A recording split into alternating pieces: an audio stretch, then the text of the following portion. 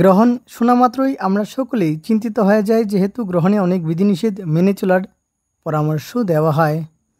সাধারণত চন্দ্রগ্রহণ আরম্ভ হওয়ার 9 ঘন্টা আগ থেকেই এবং সূর্যগ্রহণ শুরু হওয়ার 12 ঘন্টা আগ থেকেই শুরু হয়ে যায় সূতককাল। সূতককালে শুভ কার্য বর্জিত।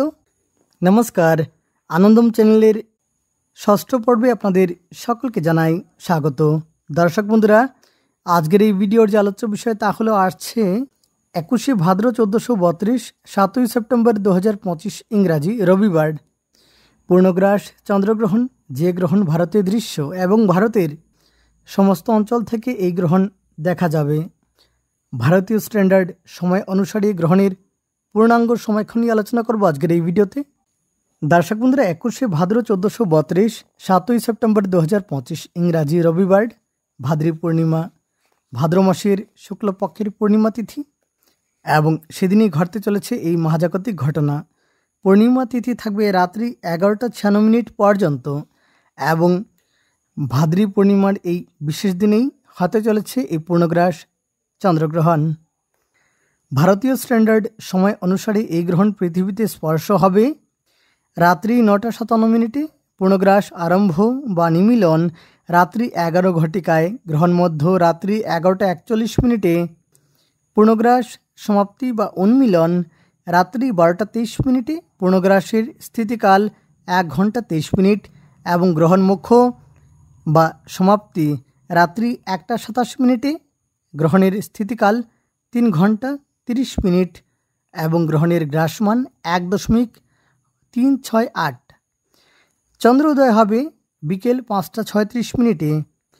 উপচ্ছায়া স্পর্শ রাত্রি 8টা 57। উপচ্ছায়া ত্যাগ বা মোক্ষ রাত্রি 2টা বেজে 27। এবার প্রশ্ন হলো, উপচ্ছায়া গ্রহণ কি? গ্রহণ স্পর্শ হওয়ার কিছু সময় আগে এবং গ্রহণ মোক্ষ বা শেষ হওয়ার কিছু সময় পরে চন্দ্র পৃথিবীর উপচ্ছায়ায় প্রবিষ্ট হয়। ইহাই উপচ্ছায়া চন্দ্রগ্রহণ। চন্দ্রের কিঞ্চিত কান্তি মালিন্য পড়ে মাত্র ইহা গ্রহণ বলিয়া গণ্য হয় না।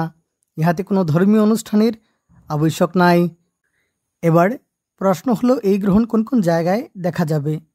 এই পূর্ণগ্রাস চন্দ্রগ্রহণ আটলান্টিকায়, অস্ট্রেলেশিয়ায়, এশিয়া, ইউরোপ, প্রশান্ত মহাসাগরের পশ্চিম ভাগে, ভারত মহাসাগর এবং আন্টার্কটিকা মহাসাগরের পূর্ব ভাগে এই গ্রহণ দেখা যাবে।